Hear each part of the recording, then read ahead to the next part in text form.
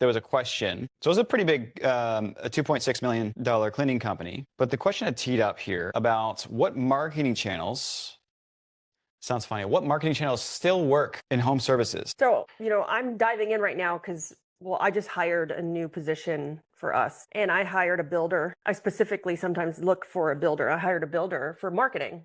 Yeah. And so I've been diving into marketing and really looking at stuff. And this builder, he's coming to work for all my companies. That's typically how when we hire somebody, they kind of help with all the things most of the time. And so we're diving in to organize it and we're really looking at marketing. But I think the question isn't what is still working. I think the question is where are my customers, right? Where are they at? Where are they making decisions and where are they looking for service? So because I do believe that almost every marketing channel still works. Yeah. I do. I was just reading a post online about mailers, postcard mailers. Somebody grew their company from $500,000 to $1 million using postcards. Yeah, just postcards. She did it very consistently and very targeted. And so again, and that's why you see wrapped cars or yard signs. And so I don't think the problem is what is still working. It's where are my customers, my ideal customer. Everyone has a different customer. So the problem is that most businesses expect like one channel to like do the lifting or to do everything. And a lot of us think we have to use Google AdWords, Google AdWords, Google AdWords. God, I hate Google AdWords. I don't know about you guys. Like I love them, but I hate them. It's kind of like my Indeed relationship. If anyone can agree, like it's a love-hate. God. And so I look at marketing in really 3 buckets. And you guys got to ask yourself, and at the end, I'll give you a list of like, what are all the things I can look at when it comes to marketing? All the things. And there's also different segments of marketing. There's top of funnel, middle funnel, bottom funnel. And if you were at the customer intensive or customer build room, I whipped out a marker and I blew Heather Lovewater's mind with the marketing funnel. Yeah. And she was like, oh my God, that's like the one thing I needed. Yeah. And that wasn't even on the agenda for a teach. Oh no, that was just it came during the Q&A off the fly. And so there are different segments within marketing. And I think, marketing companies, agencies, I don't know, I have a love-hate relationship with those too, because they're extremely expensive and they're only targeting bottom funnel. They're only targeting get a quote, sign up for a cleaning, like filled out this lead intake form. And that's all bottom funnel. And what I explained in the customer intensive was like, nobody knows who the hell you are, but right away we're asking them to commit to something. Yeah. And they're like, who are you? Right. Like, I've never heard of you. Why should I fill out your lead intake form? And so we have those funnel segments, but also marketing can fit into 3 general buckets as the demand capture, as in where are people currently looking for my service? Uh-huh. And that is, and again, this is with home service. So you could be cleaning or plumbing or HVAC or whatever, but that's typically searching on Google Maps, SEO, and your traditional more local stuff. Yeah. Where are people searching? And I think also, then you add social media. They're searching on Facebook now. I actually think they're searching more on social media and in Facebook groups than they are searching on Google. I think it's pretty even right now. I think it used to be, it was Google and then I went and asked on Facebook, but I think now I'm asking on Facebook and I'm verifying them on Google. Yeah. I'll tell you what is that when I'm looking for the latest things or what people are in, I'm going to Facebook. Yeah, I'm going to Facebook. I looked for a yard guy to cut the yard. I went to Facebook. I was looking for something else. I went to Facebook. So also, what are you doing when you're looking for that home service company? Yeah. So there's those 3 buckets. There's demand. Where are they looking? I'm sorry, demand capture. Where are my ideal customers looking? I'm going to say right now, my ideal customers are probably not looking on TikTok, but I could be making a wrong assumption. And then demand creation. These people weren't looking, but I just reminded them of it and now they want the service, right? So they weren't looking until we reminded them. And that is kind of where your Instagrams, your TikToks, your email mailers or your mailers come into play. It's interruptive marketing. It's interruptive marketing. They weren't looking, but I just reminded them of it. And then there's trust building is the 3rd bucket. And that is, this category is more, sometimes we ignore it. but it's more about your reputation, right? Hire companies that you trust. It's more about reputation. So it's reviews, before and after pictures really do this. Educational videos do this. Case studies, which case studies aren't popular in cleaning. Right. But case studies are really popular in other services, really popular. And case studies are extremely valuable. Yeah. It's like, what was it? So to do a case study, it's simply asking 3 questions. It's like, what was it like before you used my service? What's it like using my service? And what would you tell anybody on the fence? Like, that's literally how you film a case study or capture a case study. You could do it through video, you could through the written word, and case studies are amazing for trust building and social media and like blog creation. Yeah.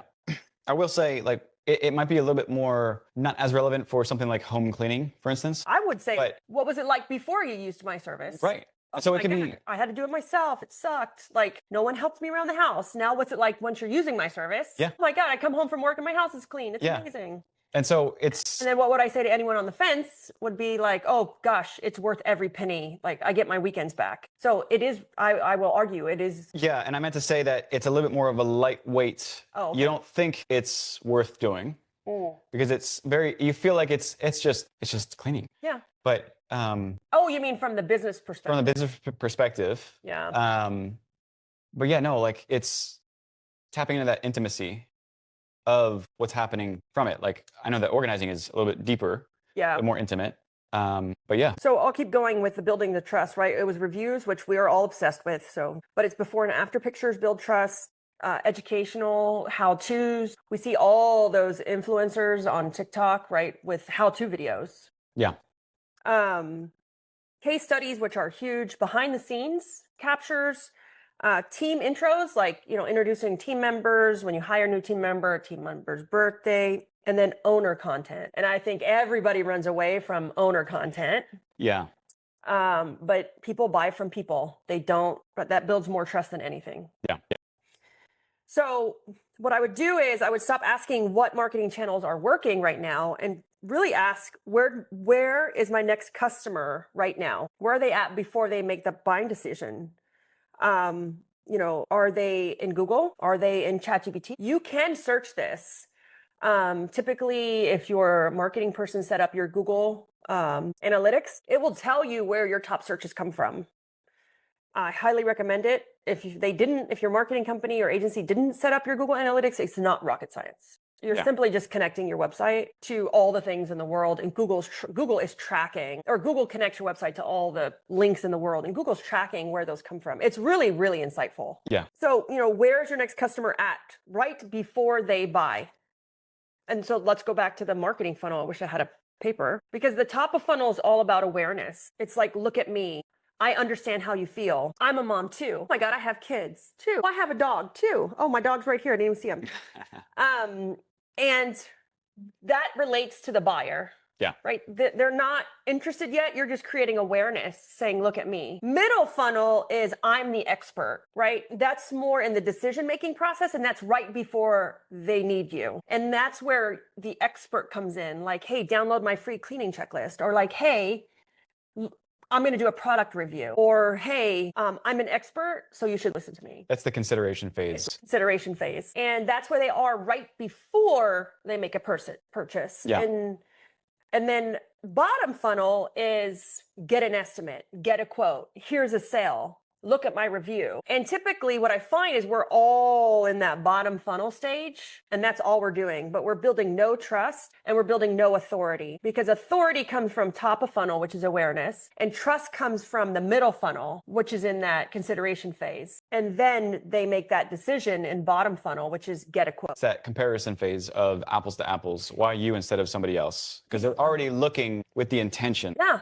And we put all of our dollars in that bottom funnel, like get a quote, here's a promo, when in reality, it's supposed to be about a 70-20-10 split. 70% of your money, time, or effort go in top of funnel, which is awareness marketing. 20% goes in middle funnel, which is I'm an expert, read my blog, check out my YouTube video, here's a free download. And 10% of time or money and effort goes in bottom funnel. And this doesn't change overnight, because as you flip, awareness takes time to build. You can't just say, okay, Libby said to only spend 10% on bottom funnel, which is PPC ads, like direct pay-per-click ads. No, you can't do that. You have to start building that awareness and that trust. And over time, you can start to adjust your budget. And what happens is you can reduce your ad spend extremely reduce it, and also not be dependent on one channel, right? Because you're diversifying over the channels. So invest in awareness. I really need you to invest in awareness, because no matter what marketing channel you're using, if you don't have awareness, it's all going to be extremely expensive. And I think the biggest mistake we make is that we jump from platform to platform to platform because we think that this month it's Facebook. And then you're like, oh, but I saw this cool thing and I need to be on TikTok now. And now I need to focus on SEO. But marketing rarely fails because of the platform. It fails because we're inconsistent, right? We need to make sure, and we quit too early. Yeah. What did you say? This was in the customer event. The lifespan of lead to customer. Oh, like the percentage of people actually looking for? How long was it that you had to keep going and going and going? So my close rate, I showed it at the customer intensive from my CRM, because your CRMs should tell you from when a lead comes into a customer. Mine was 77 days. I think it was 77 days.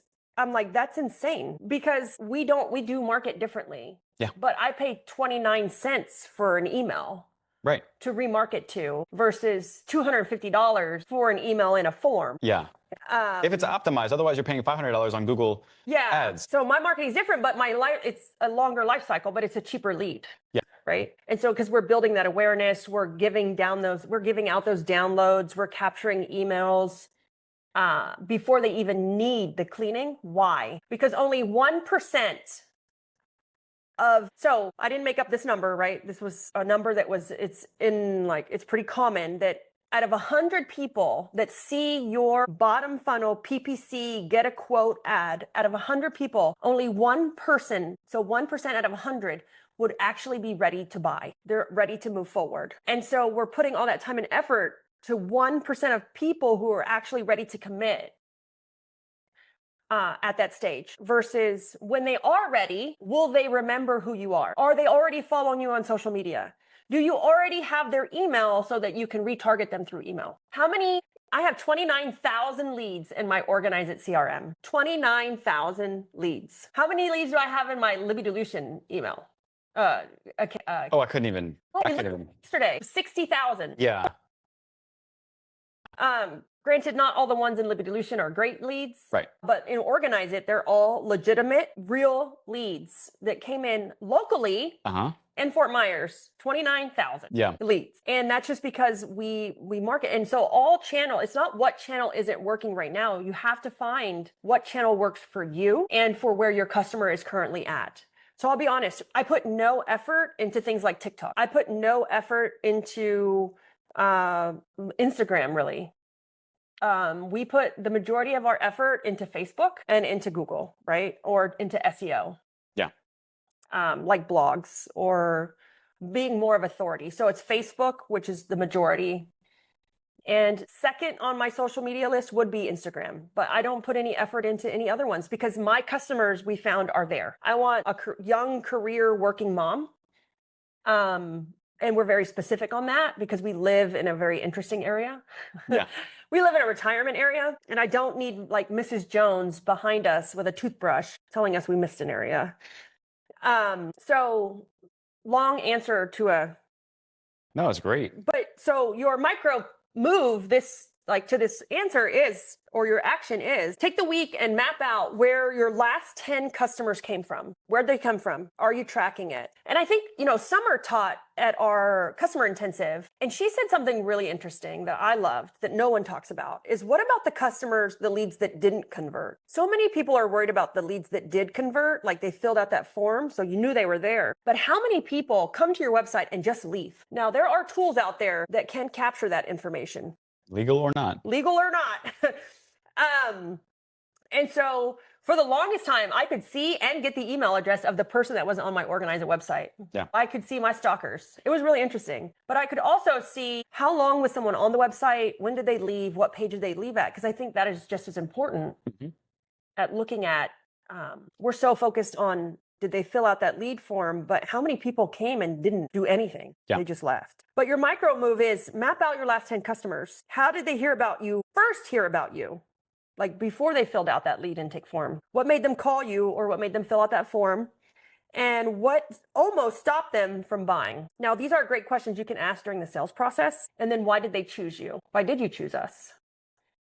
And, I think that we need to stop chasing a channel. We need to build a customer journey. So for my OS1 members, we built a customer journey 2 or 3 weeks ago, a visual customer journey. We built it. Yeah. So stop chasing channels, build your customer journey, know where they're coming from and how they're going through, and then stop being like a fair weather fan on the choices. Go all in on a few choices. If you're going to do mailers, do them consistently. If you're going to do Facebook, do it consistently instead of doing a whole lot of things like half-ass. And that's what I used to do. A whole lot of things just halfway done. Yeah. Or I'll try this because so-and-so said it worked great for them in this season. Yeah. So I'm going to try it for a month. And then, or just one time I send out 500 postcards and that's it. Yeah. It's about committing and going all in on those channels. And I know sometimes it can be nervous. And we learned this in SaaS Academy from Dan. When you do too many channels and you do too much tracking, like it's a night, you're overworking. Pick your channels, your handful, exhaust them. You could probably never exhaust them. Yeah. It's a law of diminishing returns. Yeah. And before you start adding more and more and more. Yeah.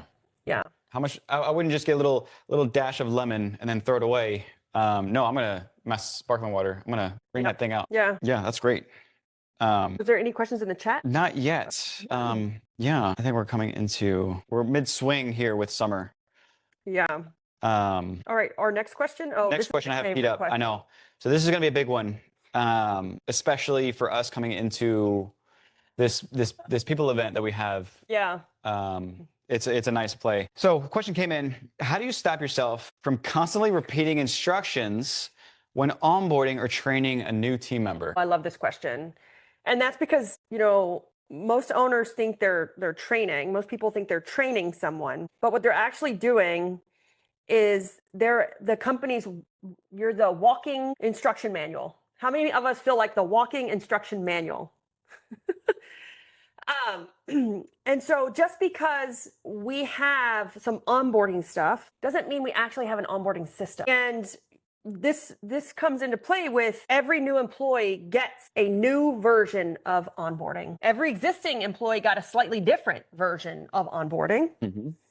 And every time someone has a question, they get a different answer, right? Based off where you're at emotionally, or they just get a slightly different answer. And so the owner we continue to answer it again and again and again. And that isn't onboarding, right? That is a dependency. You're the walking onboarding manual. And I can't stress this enough. Google Docs in a Drive isn't a system. They're just docs in a Drive. There's no pattern to how they can use it. They can't retrieve it. Sometimes they have to wait for you. And so every time a question is asked twice, that's your signal it's your signal that the business has a slight problem, right? The business is telling you there's no home for this. This needs a home. So I'm going into my organizing. This needs a home. Yeah. Right. You hear that all the time with like getting the house tidy and organized. Everything needs a home, but there's no home for it. So maybe it's a checklist, a system, an SOP, a training video, or just a knowledge base or knowledge article. So whatever it is, it should have a home, and it should not be living in your head, or you should not have to necessarily retrieve it every time. So I want you to think of it like kind of like a rule where don't answer the same thing 3 times, or don't answer the same question 3 times. The first time, answer it. And the second time, document it. Because the second time it becomes a repeatable. Yeah. So don't answer the same question 3 times. When there's a question, you can answer it. The second time it's asked, document it. And the third time you can refer to it. So you can refer to that, hey, ask Leah, hey, check blah, blah, blah. And I love that, because then comes in your policy on what comes after that third time of ask Leah, is that now it becomes a 3-strike rule of, I'm going to tell you to look for it. Yeah. Kind of like 3-strike rule. Oh, like we use like shame on me, shame on you. Yeah. Yeah. Our 3-strike rule is shame on me. I must not have trained you on that. Let's go over it. or put it in front of you to give it to you. Yeah. Second time is shame on you. We just covered this, I know. Yeah. And the third time is like, you're out. Yeah. It's not going to work out. But why do you want to do that on the third time? Well, I mean, why do you want to do that? Answer it, document it, point to it. By doing this, you're slowly building a business that teaches itself, right? You're slowly building a business that teaches itself. And we all know the benefit that Leia plays into that. Why? It's a place to do it. It's a place to store it. It's a place to build that brain, and it's a place to organize it. I think one of the biggest mistakes that we make is that we think we don't have time to document it. Yeah. Like we think we don't have time to build the onboarding. We think that, oh my God, when I have enough time to do it right, to do it perfect. And I'm a reformed perfectionist, but it takes you longer to repeat yourself every time a question is asked than if it would be if you were to just document it. But documenting it isn't the solution, like the all and be all. You have to organize it. Here's one thing I've never said about Leia. You could just throw all your crap in there and she would answer the question, even if it was unorganized. You could just upload the proper docs and just leave them unsorted and it would still build her brain and she could still answer the question, but that's not what we're trying to do, but that's the cheat. You could cheat. Yeah. Organized knowledge. But instead of saying, I'll take the time, it takes longer to document than just to answer the question. That's where we got to get out of that. We got to get that out of our head. You know, the first time, okay, but after that, you've answered the question 25 freaking times, 25 times, and you're ready to just like, I don't know, drive your car off a cliff. I've been there. That's why I know that. Like, I think one time I told Chris, I think I'm going to drive my car into the tree right now. This was years ago. Like when I was still in the field, I was like, I just want to die because it's like, you're losing your mind. Yeah. And so you're going to spend far more time answering it 25 times than if you would have just documented it. Yeah. So I want you to think about this. Documentation, capturing is an investment. Yes. It is. It's an investment. It's adding to that investment bank so that you can then cash in when you want to go on vacation. Yeah. Or you need to actually get something done, do some deep work. It's like long-term investment over time. Cool. You save more money. Yeah. But every time someone uses it, it pays you back. Yeah. I mean, I want you to think about that. Every time you document something and someone uses it, it's paying you back. Yeah. It's paying you back in the form of money and time. I wish I had the ROI on that. Times how many people would have asked you that question. And so if that was 3 people on your team. I love this topic because it pays you back. So my suggestion for you guys this week is for the week, and this was also in the book, is to simply just on your phone notes, capture all the questions that were asked to you this week. Yeah. If you don't want to capture them on your phone, the cheat code or to cheat, you could export your chats in like WhatsApp or Slack or Google Chat, as long as they're not in the DMs. Even Discord, I think you can export. Even Discord. If not, just take screenshots. Oh my gosh, yeah. Yeah. Or copy and paste and pull it all the way down. Most of them will copy. Yeah. And for the week, and just capture the top asked questions. I can guarantee you they're repeating probably every couple weeks or every week. And just pick the top 3 out of that and dive in and make a microplay. Yeah. And, or I don't care where you do it. I don't even care if you use our platform. I just want you to do it. Do it in Google Drive, do it in a doc. Yeah. Do it in Leia, do it wherever you want, but just do it. Yeah. And so I would say I truly love this concept, and I didn't understand it until I guess like a year and a half ago when we're going through that one layer deep exploration of like building on the concept. But rhythms, and I know we shared this at the People Intensive, our first event in Hugo was rhythms. And we dug deep into rhythms and the idea of having a weekly cadence at the end of the week to what we said is like the top 10, like you said, the fix first fires, exporting it, pulling it.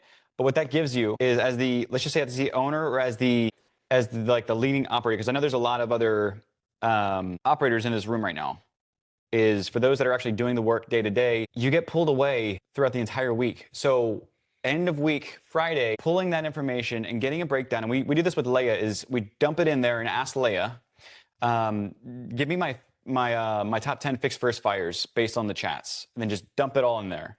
Yeah. She'll organize it and tee you up with what you need to fix first and what microplay you can use to fix it. And so this is great because Fridays, you leave with the week, you're now out of the day-to-day. And for most of us, I'll be honest with you, we're always working on the weekends anyway. Yeah. And so we have that headspace to get it out of the way so we never have to deal with it again. I like that. You could at least make one microplay a week if you just dumped it into Leia and said, hey, what are my fix first fires? Can you make me a microplay for the most urgent one that will save you the most time? And she'll make it for you. Start with one. Just start with one. Just one. So to kind of round this out and wrap it up, and if you guys have questions, you can drop them in. But one of my favorite sayings is, if you're the one repeating the instructions, you're still the system. You are the system, right? And the goal isn't to become the system, right? The goal is to build a business that teaches people consistently what to do, whether you're there or not. Yes. And I think one of my probably greatest life accomplishments is creating Leia, but creating Leia so simple that the owners aren't the only builders. We have office managers, we have assistants, we have virtual specialists, we have salespeople being builders. So it's not so dependent no more. So ask for help if you need help. And because sometimes that's just not our superpower. Sometimes making an SOP or a checklist or Google Doc or capturing the process is not our superpower. And don't be afraid to ask for help. Yeah. And I would say this is also being willing to let go. We saw... But I'm the only one that can do it. Exactly. But we saw also some spouses, some couples, where for the longest time it was like, I have to do this because I'm the owner. My husband is not involved in the company, so why should I ask him? But asking for help, we have those weekend warriors, those spouses that are actually there and building 10 times faster. We actually have a couple spouses that have established that really good build handoff relationship. Yeah. Where the husband is building inside Leia because he gets it, and then he's handing it off to his wife to then organize it in the proper spot. The polish, review it. What do you think? And I think we have 3 or 4 couples that are doing that, and they're doing it pretty well. Yeah. And the speed at which they can execute now is incredible. But you don't have to be a husband and wife team to do that. One of the greatest things about Leia is that even if you had, let's just say, a BS or an assistant or an office manager or just a helper in the office that didn't know that much about your industry or your company, the greatest thing about Leia is that if you ask, say, hey, JP, I need you to make me a microplay on our customer cancellation policy. The greatest thing about Leia is that JP doesn't need to know hardly anything about it. He could just ask Leia to make it, and she has enough context and knowledge about the company and or the industry that she's going to give you a pretty great output. Yeah. At least a great starting base to say, hey, here, owner, review this. This is what I made. And the owner would be like, oh, that's actually pretty good. Maybe we just need to tweak a couple sentences. I say she's not your 101 type of gal. She's not ChatGPT. No, and I just got off so every Tuesday I meet with Organize It. I should make Organize It join this call, by the way. I just got off the meeting with Organize It. And my mom, she runs the Oklahoma location, and she was so proud of her Leia. She's like, oh my God, I love this. It's amazing. It's like everything we do. I'm like, yeah, Mom, because we made it. She goes, look at all my quick links, because she was setting up her own dashboard and she was showing it off to our sales and our ops manager. Look at, and she goes, I've made the weekly meeting on the Leia board. So she made her weekly meetings. And she's like, I love this. And I was like, thank you. Yeah, it's good. My goal was to make it so that it didn't have to be owner led. Yes. Yeah. Which is super cool how it's evolving. Yeah. Yeah. So anyways, enough about Leia, but that's the thing. If you're the one repeating the instructions, you're the system. And that's a sad, but true statement. And we all start that way, and that's okay. We do. We all start that way. And we then have to learn to get it out of our heads. Yeah. Mm-hmm. Or steal it from other people. Yeah. Well, we'll wrap it up. Yeah. All right, guys.